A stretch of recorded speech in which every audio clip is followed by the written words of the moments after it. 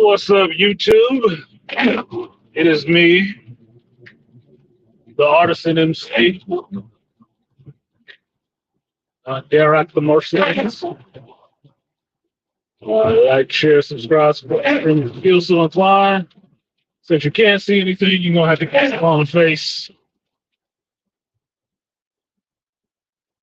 Yeah, that's on the freeway, and it's raining, and everybody is tailgating. Dumbasses. Dumbasses. So, if you can hear me clearly, give me a one in the chat, then I can go ahead and get started real quick. What up, studio? BYP studio in the building, J3 in the building, looks good. I can't really read the comment.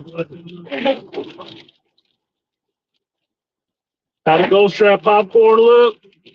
Look like $25. But I do have it. Mission accomplished. No matter how ridiculous it may seem, I do like. The fuck are you flying up on the side of me, fucking dumbass? I do like when a mission is accomplished.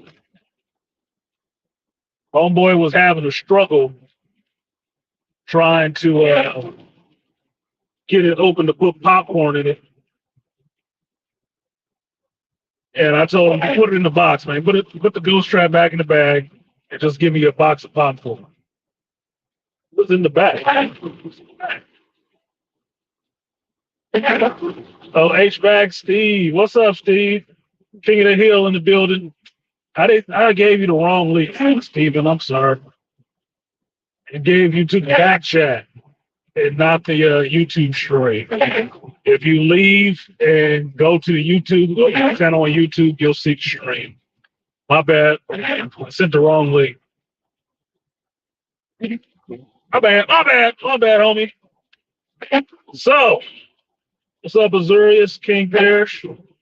So, yes, I do have my Ghost Trap popcorn bucket, and it's not really a popcorn bucket. I will say that.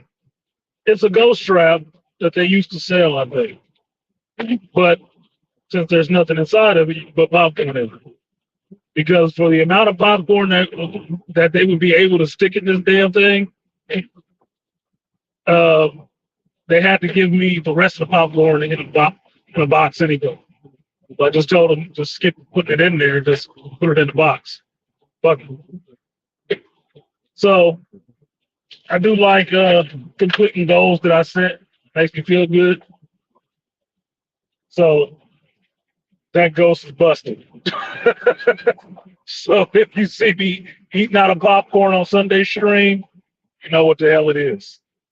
Don't worry, got it for you. So the movie.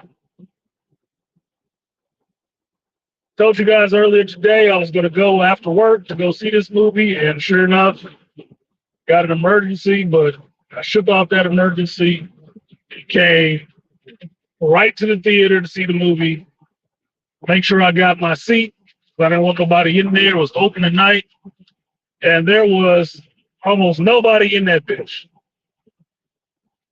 But I was like, wow, did the movie start?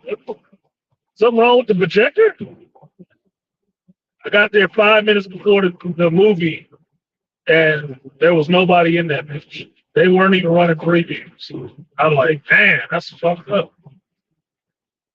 And there was a woman outside with her son, a 5-year-old boy, dressed up like a Ghostbuster, which I thought was cool. What up, Joe Herb?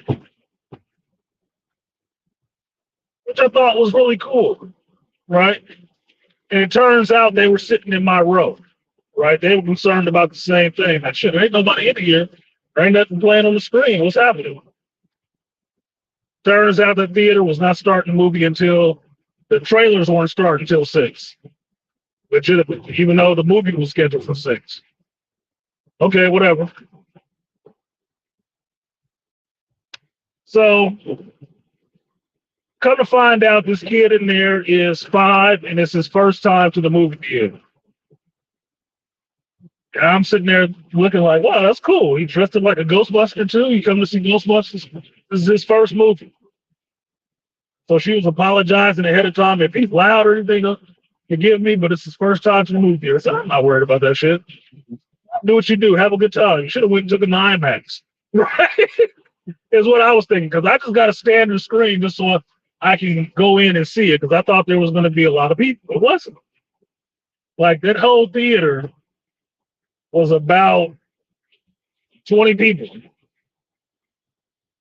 And two of which was sitting behind me kicking a goddamn chair to some little dyke chick. Wait to get a manhood lesson. But regardless of that, got into watching the movie. What did I see in this movie?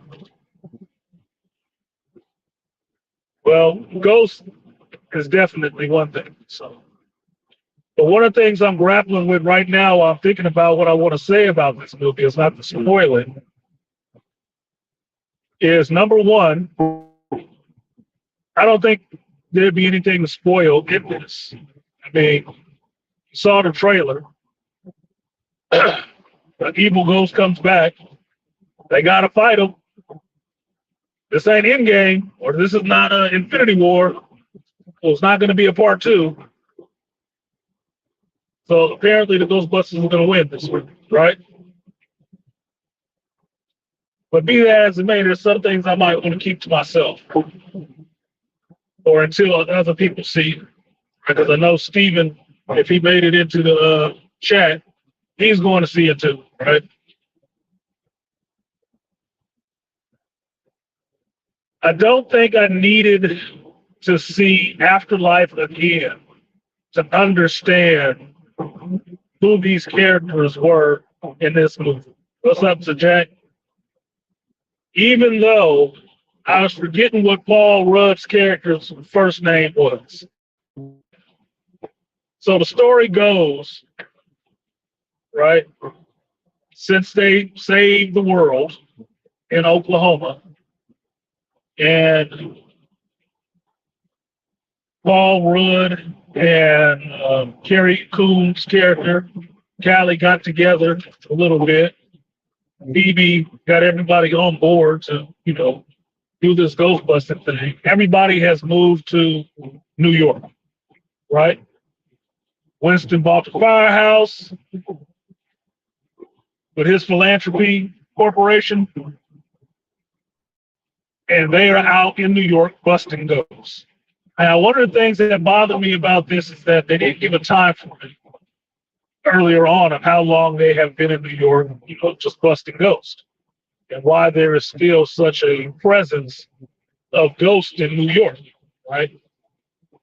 Now, meta for me outside of the movie would be, well, it's because that's one of the oldest parts of our country. Yeah, it's a lot of dead people up there, right?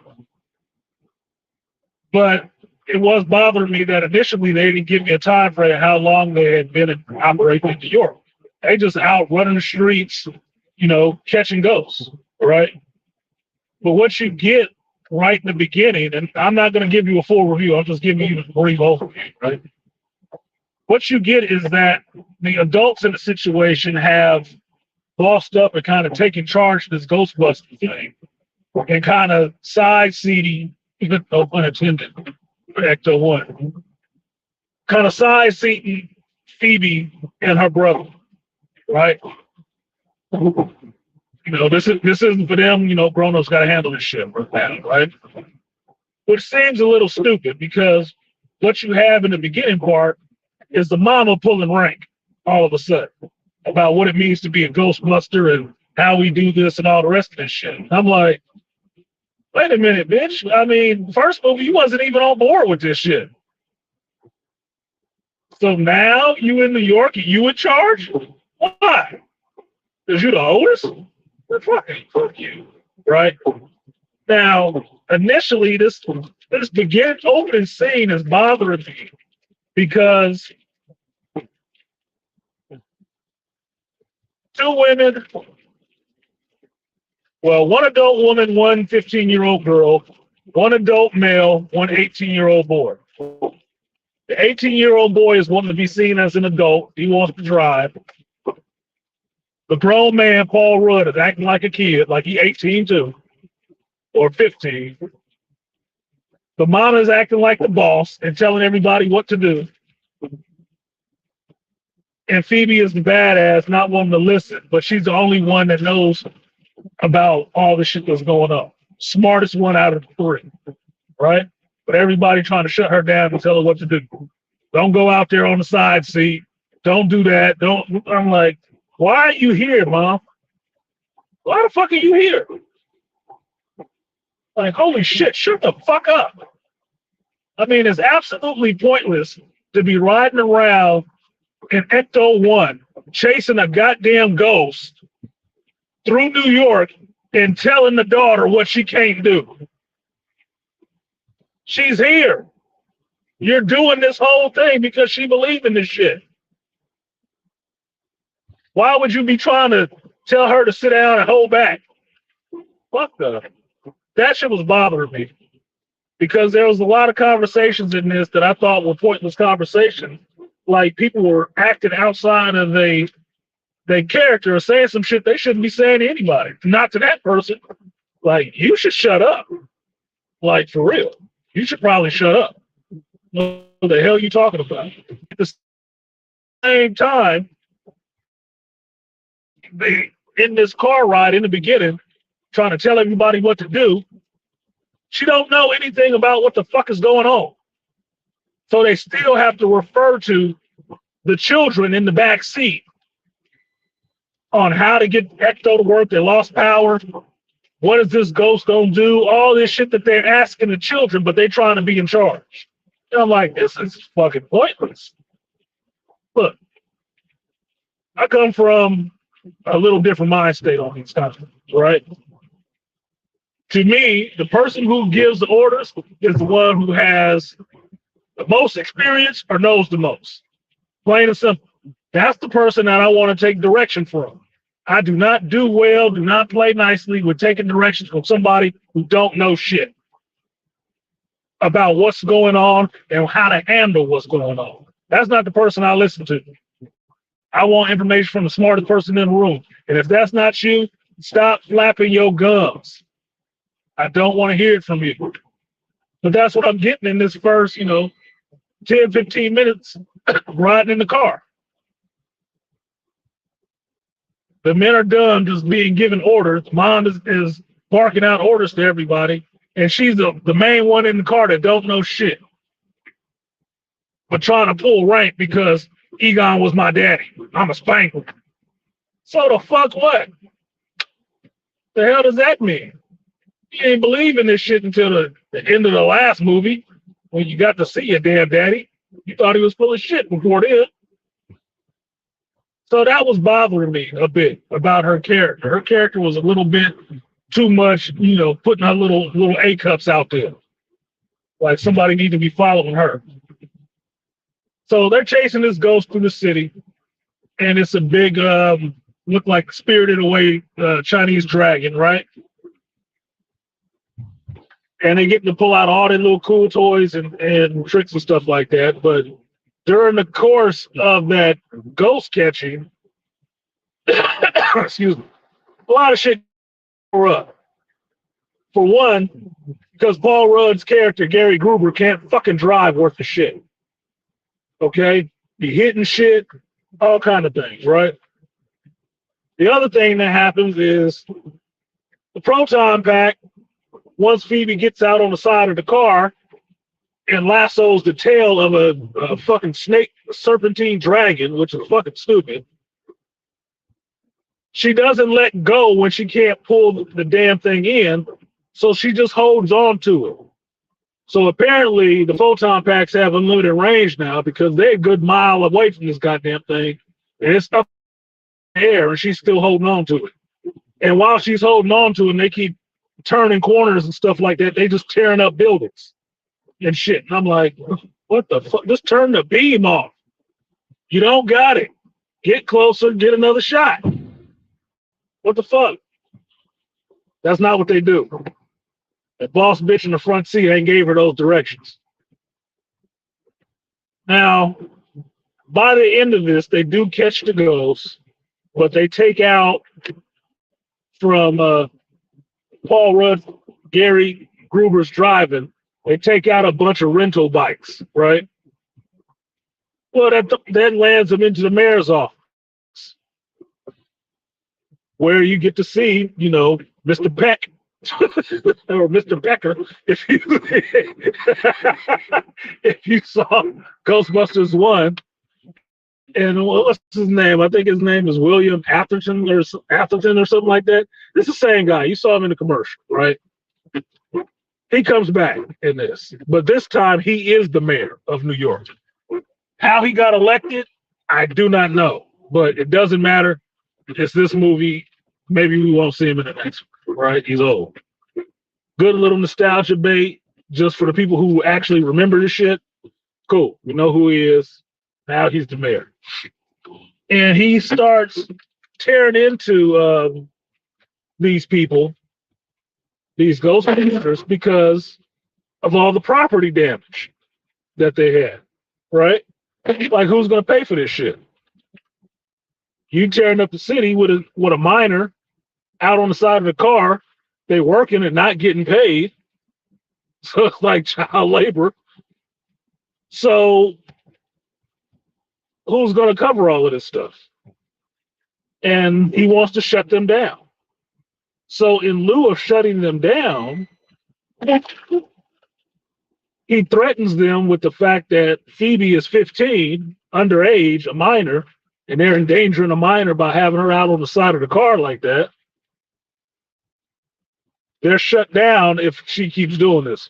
So boss mom, does some boss shit and sidelines the kid. The kid can't go out ghost busting anymore until she's 18.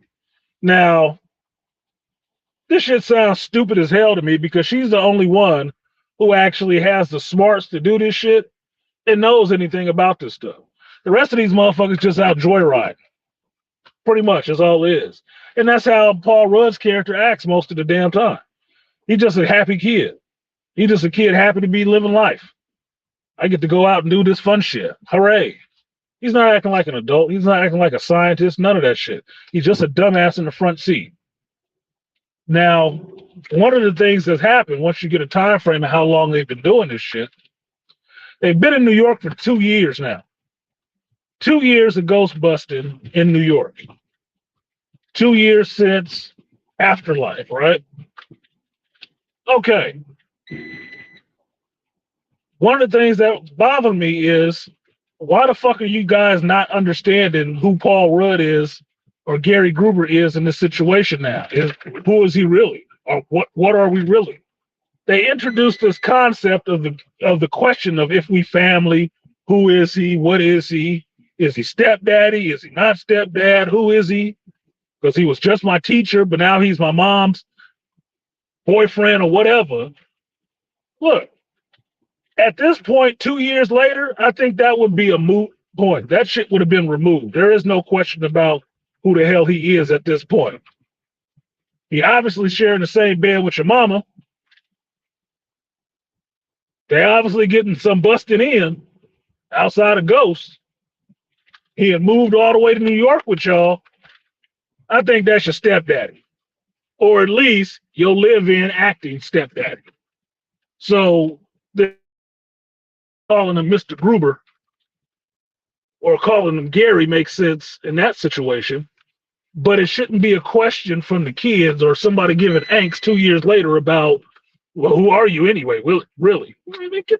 That shit sounds silly. Sound like a silly ass Fox argument, right? So what you have with them now is the young boy, 18-year-old, wanting to be seen as an adult, but he's still acting like a child, which I was 18 at one time too. I didn't act like that shit because I was, not that far away from having a child myself. But even still, there were some other things going on that would have made me not act like him, which is basically a dumbass wanting to be considered as an adult.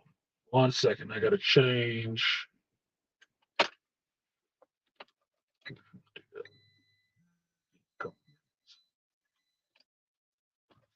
Do-do-do.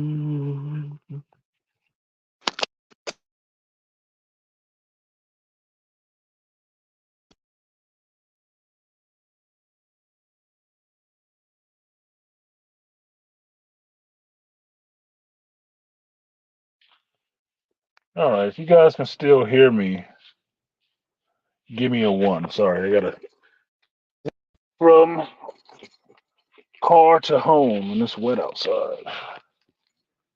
Baby, it's been pretty wet outside. See if I can make this uh, car to computer transition. Joe Herb can still hear? Okay, that's good. Somebody is playing along at home. So my thinking is all this question about if he's family, what are they, or whatever, should have already been resolved. So injecting that right now seems a bit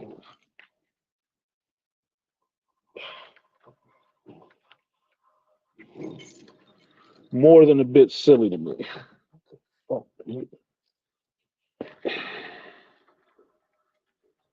where the fuck?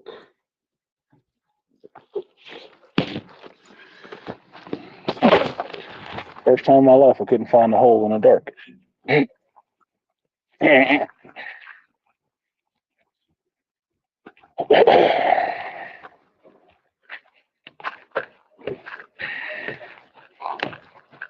So what you have is the mom wanting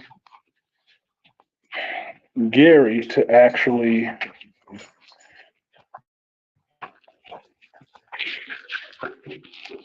take more of a role with the kids.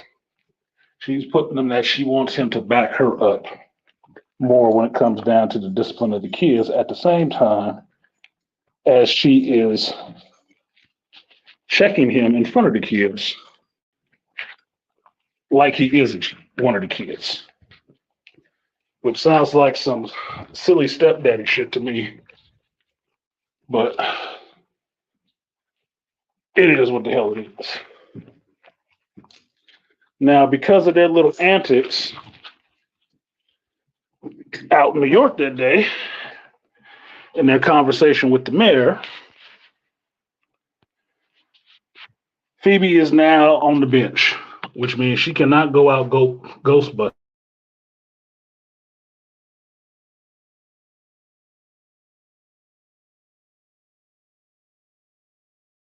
All keep going out Ghostbusting and leaving her at the firehouse, not busting. Smartest one amongst all of them, who knows about some of this shit that's happening, or at least can figure it out, is the one that's being left behind. I'm like, so these motherfuckers just out there joyriding. They figured out how to what end of the proton pack to point and how to use a trap, and they Ghostbusters now. And to me, it seems more like they're into it for the celebrity or the notoriety of it more than any of the science or anything like that about it, right? Now, this is where you get into Phoebe's whole thing of feeling kind of dejected from the crew and trying to find at least her purpose since they're not letting her live her purpose, right?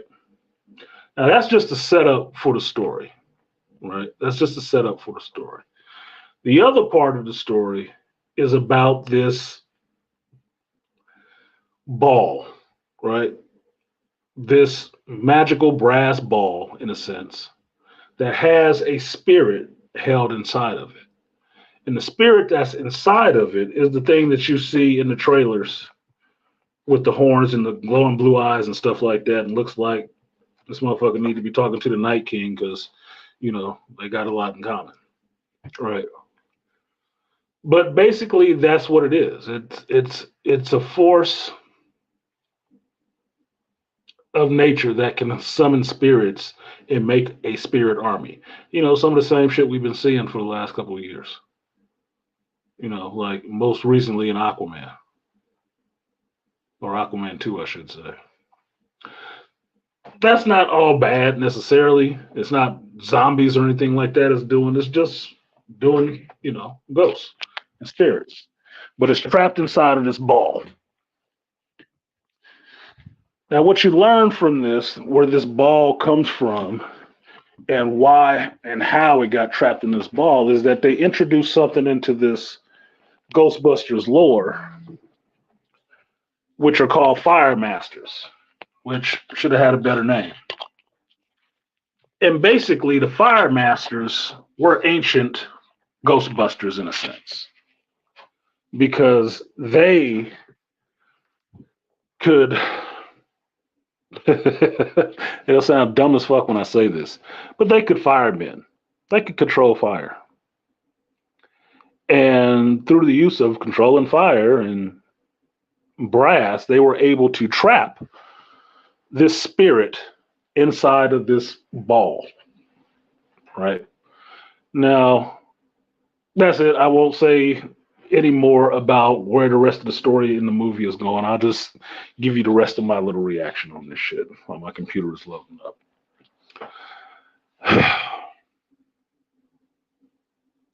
I'm disappointed in the movie in the sense that Ray Stantz should have been smarter.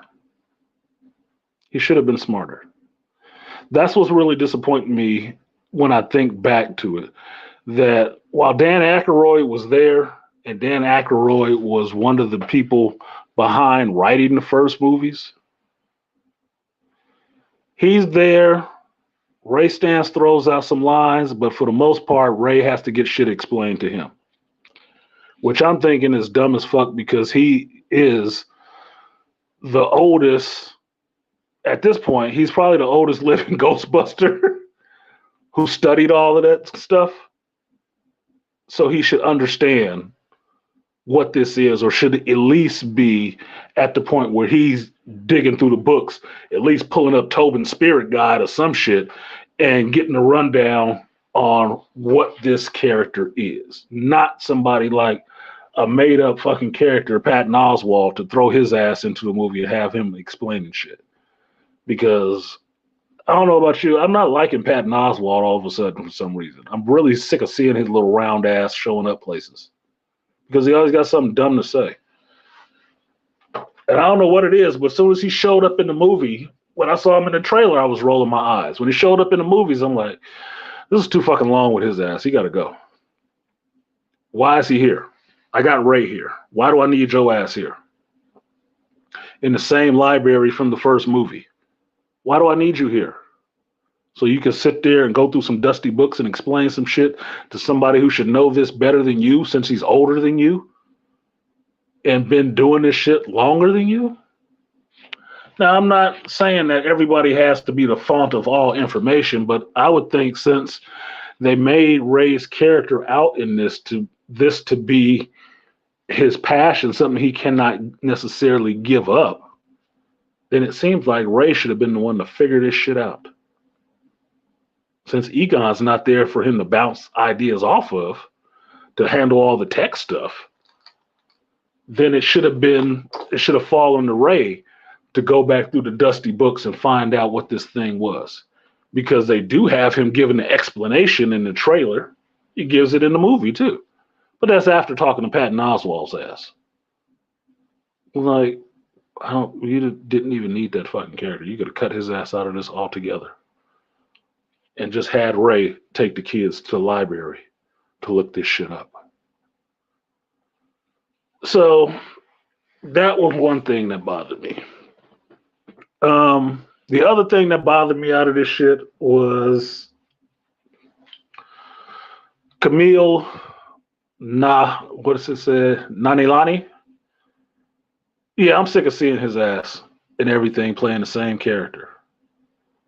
Some dumbass Arab grifter.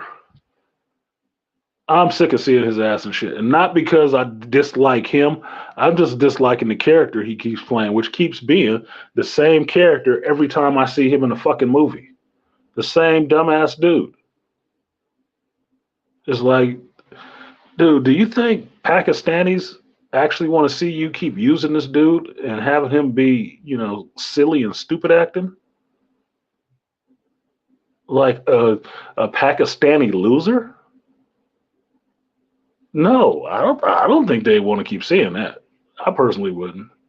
If it's black, I wouldn't want to keep seeing that shit. So basically, he's in this movie playing a role, playing Nadim, and he is the one who sells this orb to Ray because Ray has a curiosity shop, right? But once things start going awry with um, this orb and the ghost in the containment system at the firehouse, they track him down to find out where he got this thing from. And it turns out he got it from his grandmother's house. And his grandmother was one of these ancient, fire masters, which basically makes them fucking Ghostbusters. So he is now involved in this shit in the sense that he is imbued with some power from his Grammy that he has to learn to use so he can help them fight this thing, right? I'm sick of his ass, and basically is what it is. I'm sick of seeing him because the character was dumb. That character could have been cut out, and they moved that shit to somebody else, right? Despite the fact that they had all this ancient Ghostbuster shit in there, right? His character is no different than the character he played in Obi-Wan in the Kenobi show and in Eternals. Not Eternals. Yeah, Eternals. Yeah, same fucking character. He even at one point does the same finger things that he did in Eternals in this damn movie. And I was like, oh, get the fuck out of here, dude. Why the fuck am I watching this guy? That doesn't make any damn sense to me. Like, why is he here? There's another character that's in the movie that I'm thinking, yeah, I could have just cut this one out. This could have went away. That's two. That's two pointless characters already in this shit. Now, the one thing I don't think anybody is said about this because I haven't watched anybody's reviews. I just don't think they might have latched onto it so quickly. Is a little sub story you got with Phoebe in this shit. And a little sub story you got in here is basically what they were hinting at is a little lesbian relationship shit with Phoebe and a ghost. Now, I don't know what 15-year-old girl in New York City goes out in the middle of the night to go play chess. And I guess that's Washington Park or whatever it is. But that sounds like some dumb shit. That sounds like some really dumb shit. But she just, tra la la strolls off in the middle of the night in New York to go sit down at a chess table in the park at night and puts up the pieces like she's going to play herself. And all of a sudden, the pieces start moving. This is starting to sound more and more like a goddamn review. So at this point, I'm thinking, oh, okay, her grandfather is visiting her, and she's going to get to, get a little CG going, and they're going to talk to Egon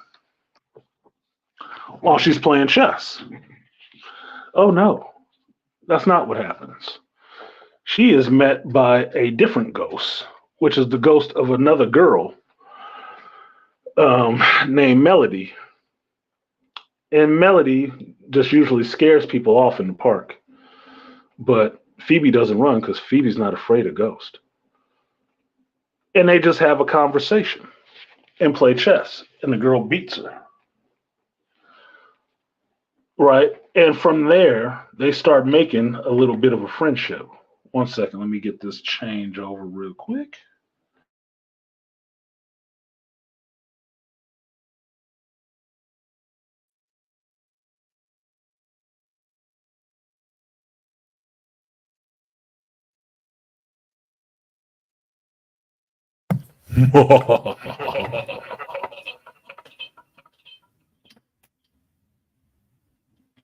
I am your ghost now. All right, so now we back at this shit. So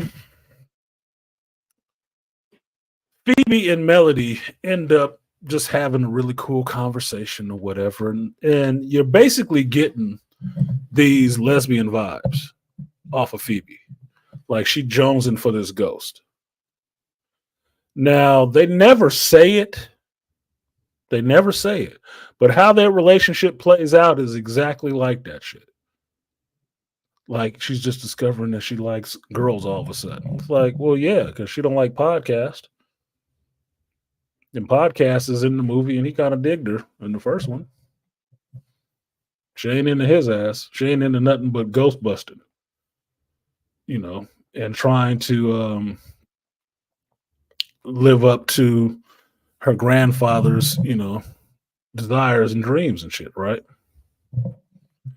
To be that. And they're trying to keep her from doing that. Her mother, specifically, is trying to keep her from doing that, telling her she doesn't know what it means to be a Spangler. And I'm like, you don't even know what the fuck it means to be a Spangler.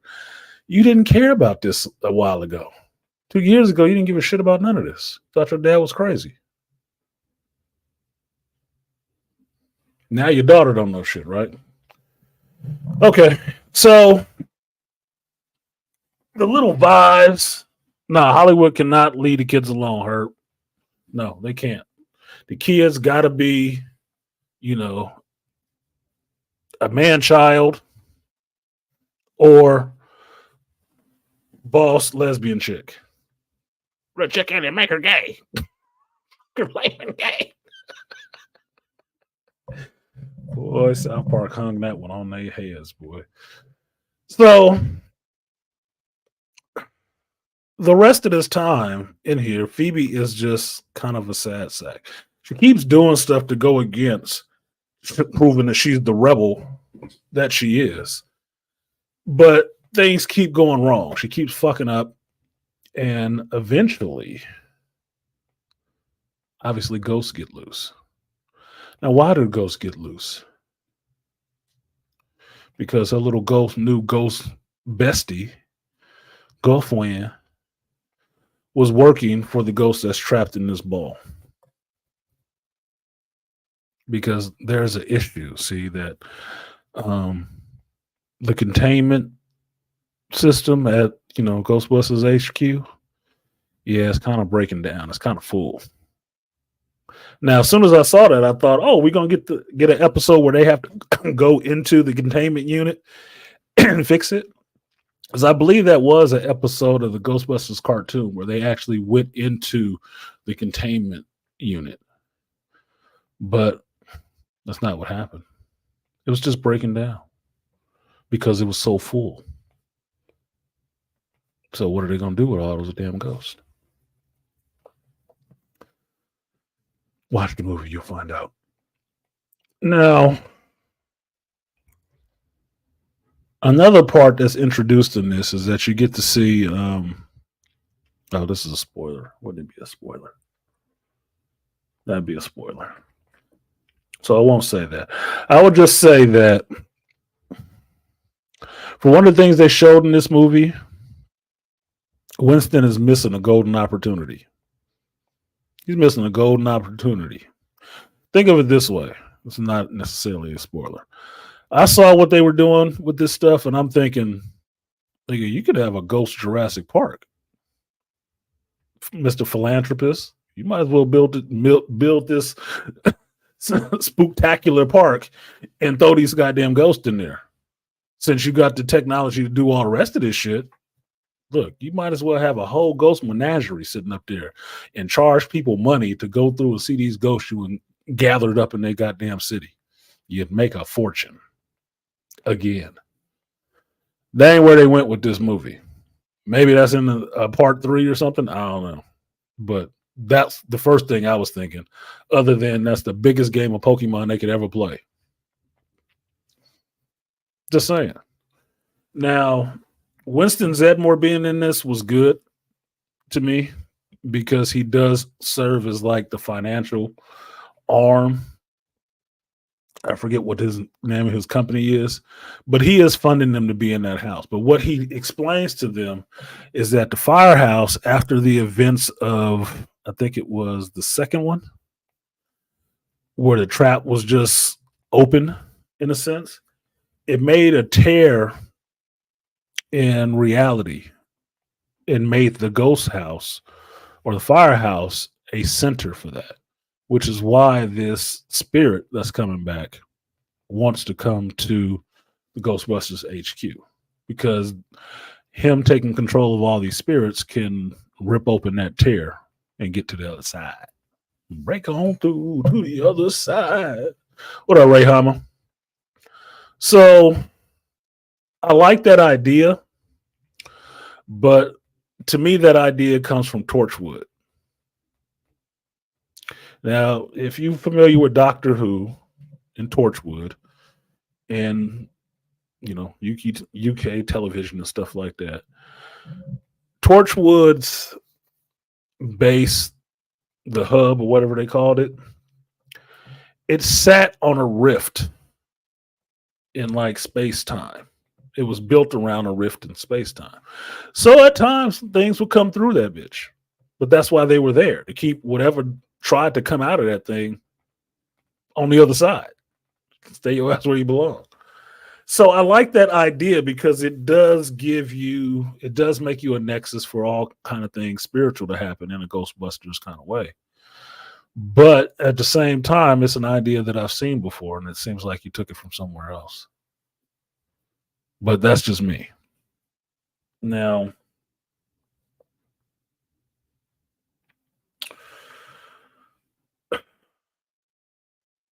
the other thing that bothered me, and I know I'm giving you guys all the meat in between, which is all the stuff that bothered me, and not enough of what I liked about it, but I'll get to that next.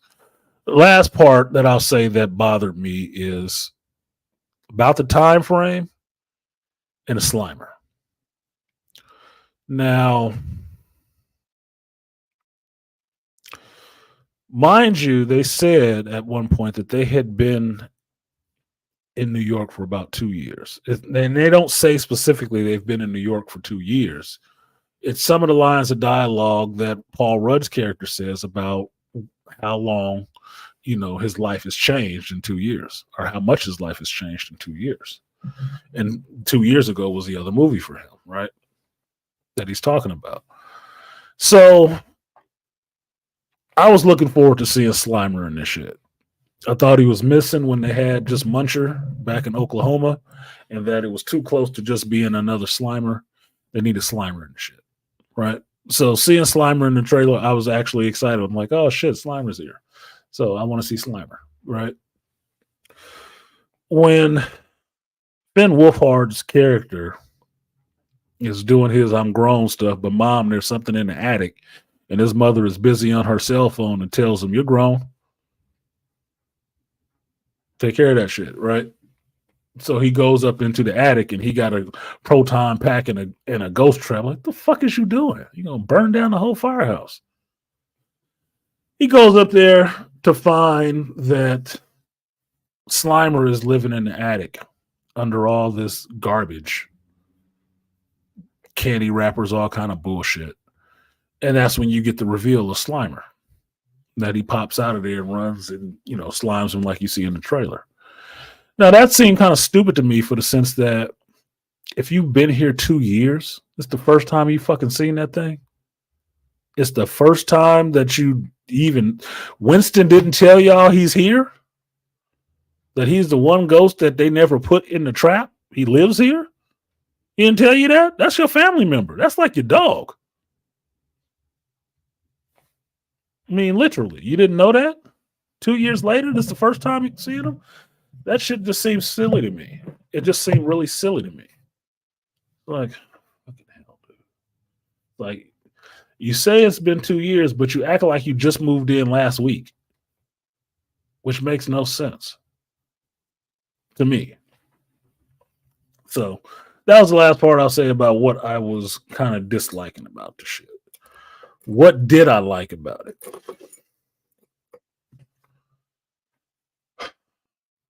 I like seeing the OG Ghostbusters there. I do. I do like seeing them all there again with some people missing, but I do like seeing them all there.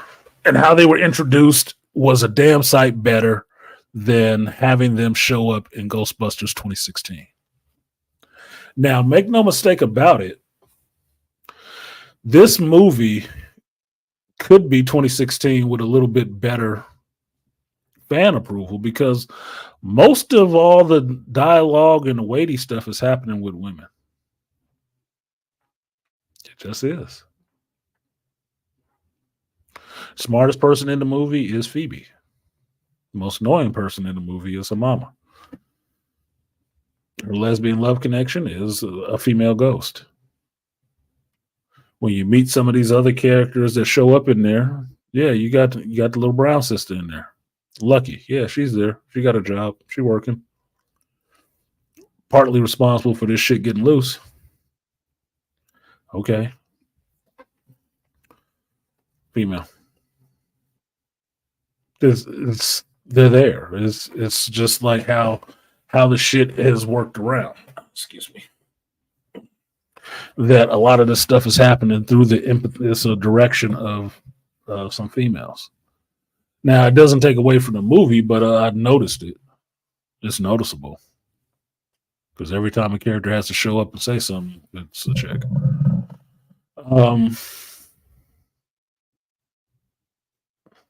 I do like seeing the OGs there.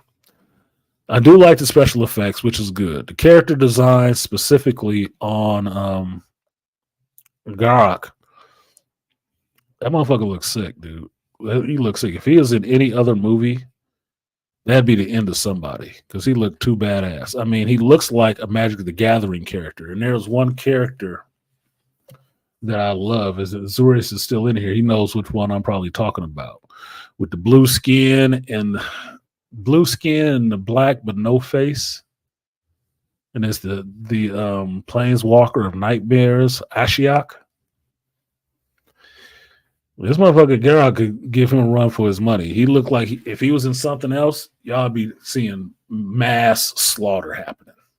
If he was in a different movie. If that character was in a different movie, he'd be killing wholesale. And you'd be sitting there for it like, oh my God. Oh my God. You put that character in a Blumhouse movie, you'd be terrified, dude. You'd have a new, scary persona character for your movie franchise. But he's in a Ghostbusters movie, which means it's going to be scary, but a little bit lighthearted. A little bit lighthearted. Not that the villain itself is making any damn jokes. No, he's not making any jokes. But the character design is that good that it would almost seem like it was wasted on this movie.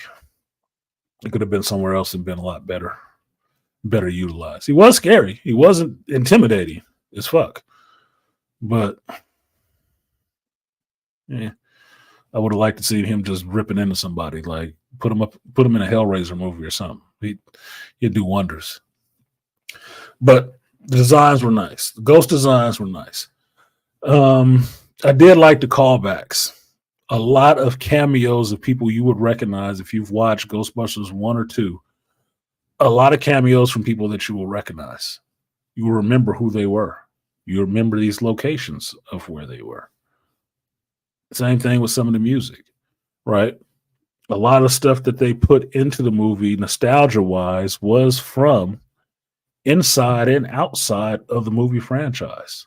Like the Ray Parker Jr. Ghostbusters song, the music video is in the movie as something that the news is talking about that happened when Ghostbusters Fever was hot in New York at that time.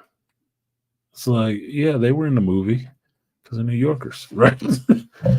So it was a cool little thing to see that again. It's like the Ghostbusters cereal and shit like that. It's like these commercials were real. These were real commercials.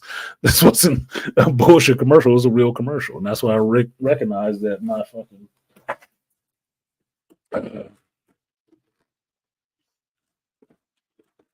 Ghost Trap was actually that toy. That's what the shit was. I said, oh, that's what that toy was back in the day. Ah, shit. You got me. What else did I like? Hmm.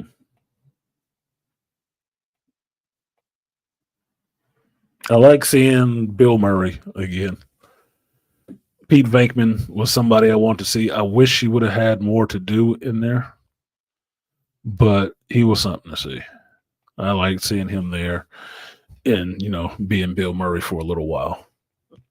I would have liked more of it because I go back with Bill Murray to like Stripes, Caddyshack, you know, some of these classic movies where he was young and just acting a damn fool, which was fun.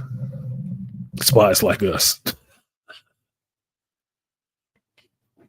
Oh, that wasn't him. That was Dan Aykroyd. Spies Like Us. Him and John Candy or something like that. Anyway, all in all, the movie was decent.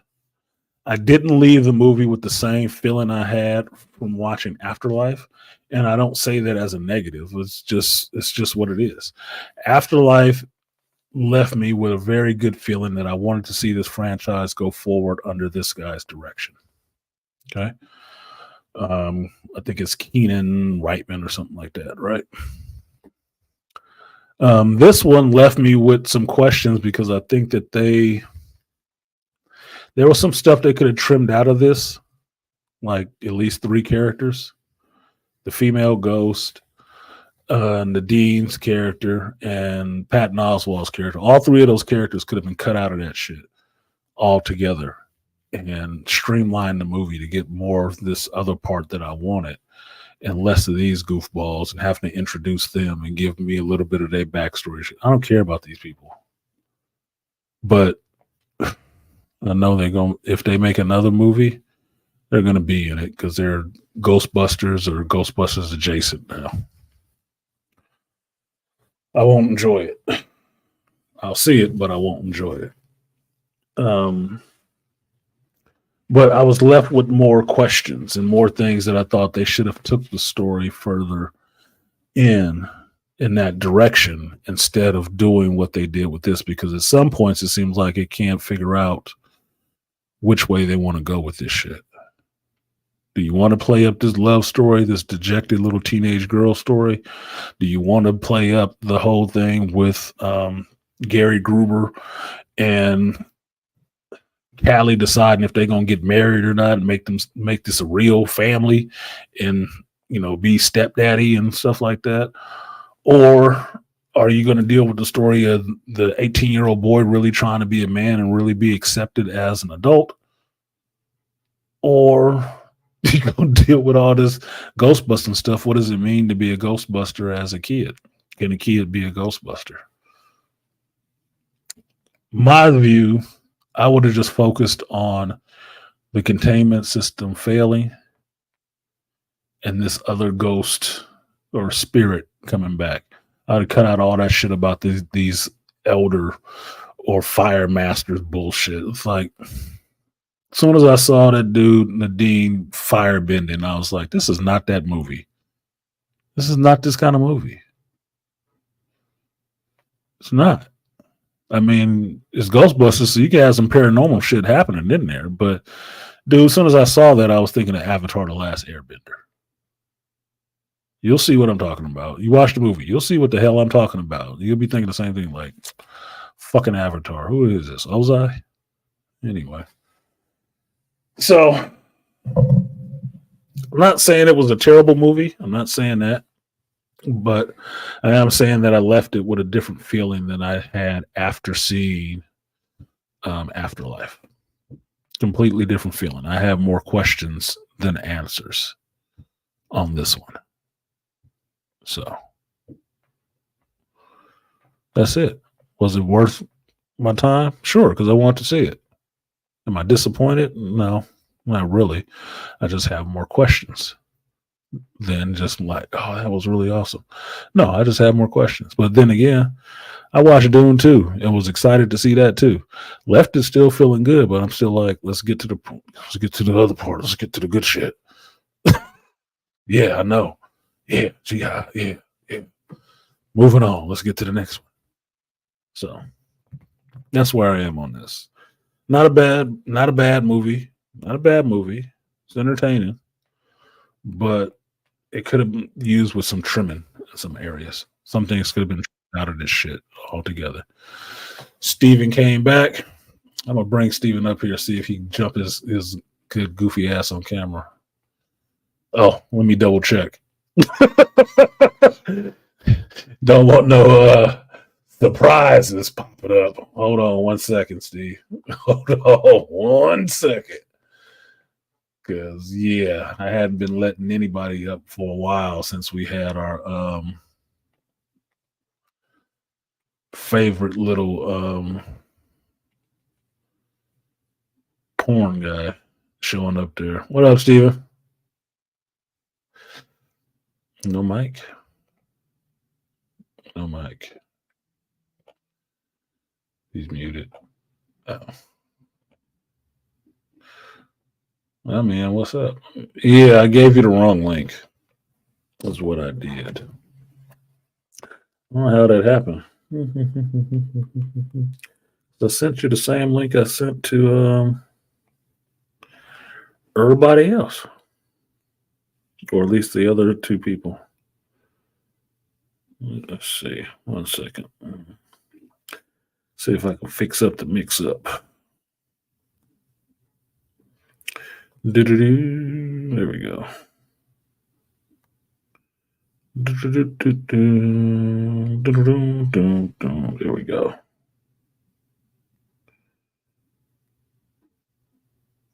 All right. I just sent you another link. Try that one. Try that one. Try that one. Try that one. See if you can see what is happening here. Because I stopped. Did I watch Roadhouse? I just got home. So no. But as soon as I finish this, I will. Because it's like 9:50, so I got 2 hours to watch Roadhouse. I just wanted to get this reaction in. Let y'all know what I was thinking of Ghostbusters. Should you go see it? Yeah, you should. If you like Ghostbusters, you should go see it.